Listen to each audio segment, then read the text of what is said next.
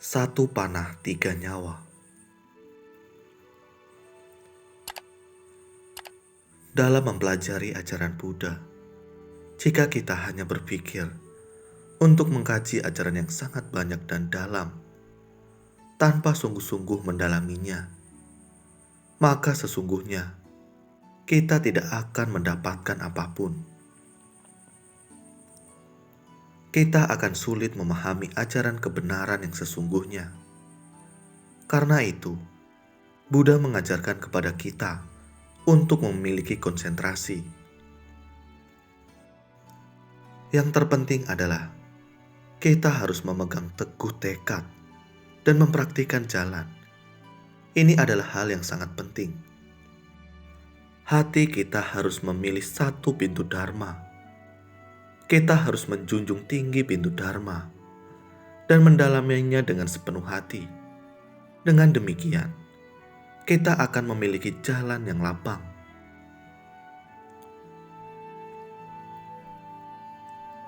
Kita harus sungguh-sungguh mendalami kebenaran. Orang zaman dahulu memiliki pepatah.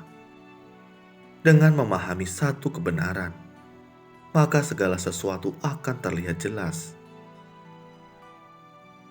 Jika dapat memahami satu kebenaran, maka segala sesuatu akan terlihat jelas dan bisa kita pahami.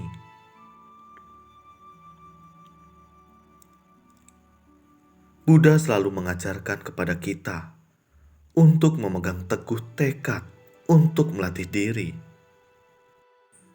Di manakah tekad kita? Kita harus berfokus untuk membangun tekad.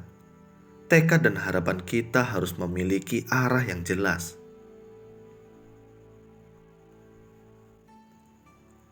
Pada suatu ketika, Buddha pernah menceritakan kisah tentang salah satu kehidupannya kepada para muridnya.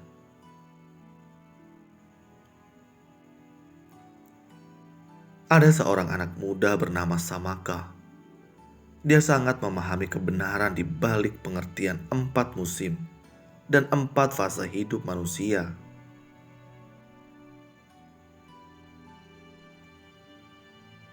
Samaka memiliki sepasang orang tua yang sudah tua dan kehilangan daya penglihatan.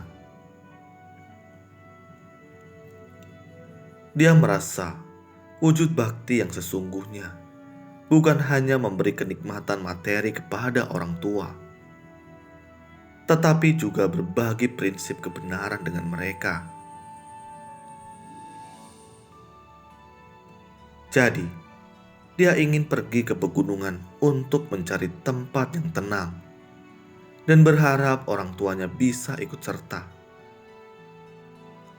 Jadi, mereka pindah ke wilayah pegunungan dan melewati hidup dengan sangat tenang.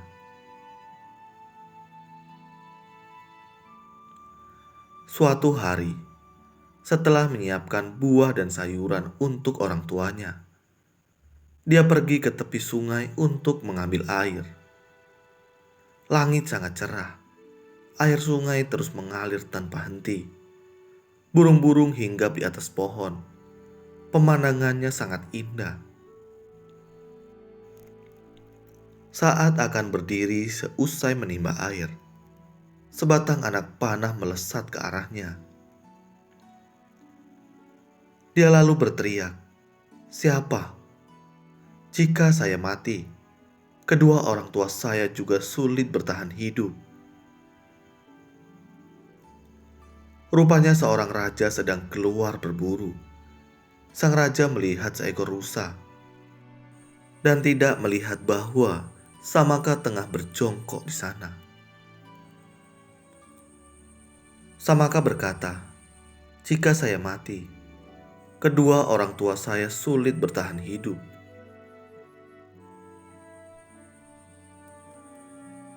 Raja kemudian berkata kepadanya, "Saya akan mengobati lukamu dan menjaga kedua orang tuamu."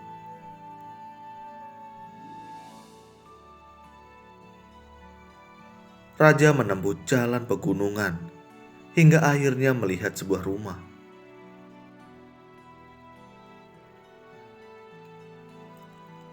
Apakah ada orang yang datang? Saya adalah raja. Sepasang orang tua itu berkata, tak disangka raja bisa ke rumah kami. Anak kami baru memetik buah ini. Paduka makanlah buah ini untuk melepas dahaga. Putra kami sedang pergi mengambil air dan akan kembali sebentar lagi.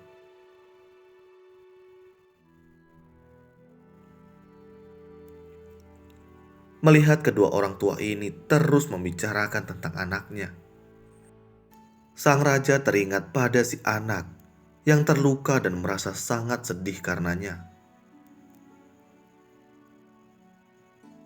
Sang raja kemudian berkata kepada orang tua itu, "Saya tidak sengaja memanah putra kalian." Kedua orang tua Samaka sangat terkejut. Mereka memohon kepada raja, "Mohon bawa kami untuk bertemu putra kami." Sang raja lalu membawa sepasang orang tua itu ke tepi sungai. Sang ayah mengangkat kepala anaknya ke pangkuannya, dan sang ibu mengangkat kaki anaknya ke pangkuannya. Kedua orang itu masing-masing meletakkan tangan mereka di atas luka anaknya dan menyentuh anak panah itu. Mereka lalu berdoa kepada dewa, "Dewa, putraku sangat menghormati tiga permata. Selama hidupnya, dia selalu penuh cinta kasih dan sangat berbakti kepada orang tua. Mengapa dia bisa tertimpa hal seperti ini? Jika engkau dapat merasakan ketulusan hati anak kami, mohon sembuhkanlah dia."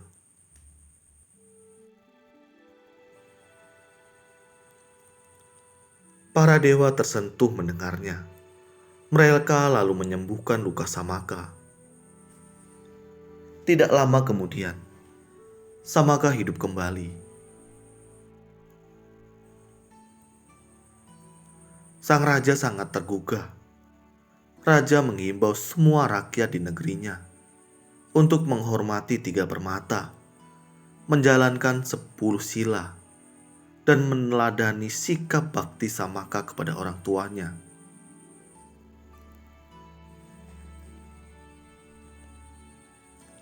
Setelah mendengar kisah ini, kita hendaknya dapat memahami apa itu ajaran Buddha dan apa saja isinya.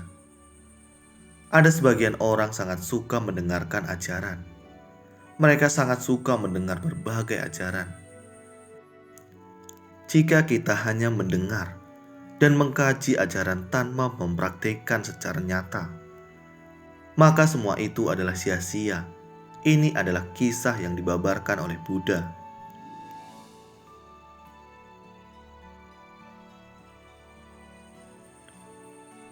Apakah kalian tahu bahwa Samaka adalah Buddha Sakyamuni pada salah satu kehidupannya? Pada saat itu, Buddha Sakyamuni sudah membina cinta kasih dan rasa bakti. Beliau sangat penuh cinta kasih dan sangat berbakti kepada orang tua. Beliau mengasihi segala sesuatu di alam semesta dan sangat berbakti kepada orang tua.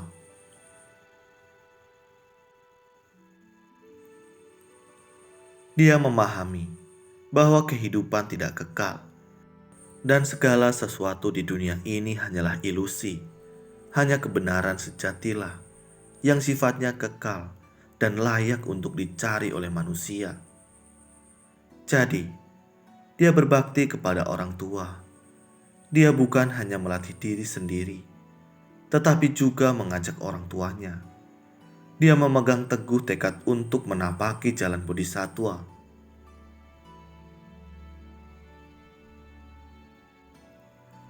Kita harus mempertahankan tekad dan mempraktikkan kebenaran secara nyata. Setelah membangun tekad, kita harus terus mempertahankannya. Kita juga harus mempraktikkan semua ajaran Buddha. Ini yang disebut mempraktikkan jalan. Dalam kehidupan sehari-hari, saat berada di lingkungan yang tenang, kita harus memanfaatkan kondisi ini untuk mempraktikkan jalan yang diajarkan. Pikiran kita jangan menyimpang sedikit pun. Harap semua orang selalu bersungguh hati.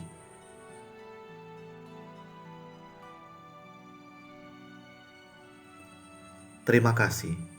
Semoga video ini bermanfaat. Sabe sata bawantu sukitata.